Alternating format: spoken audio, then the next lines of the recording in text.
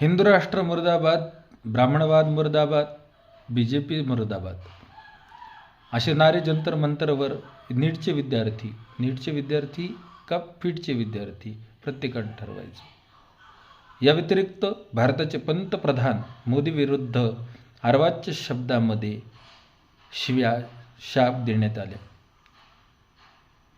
Freedom of speech and expression म्हणजे अभिव्यक्ती स्वातंत्र्य. याचा अर्थ काय होतो? योग्य ते बोलावं. परंतु पंतप्रधानाबद्दल अशी भाषा वापरणं योग्य आहे का?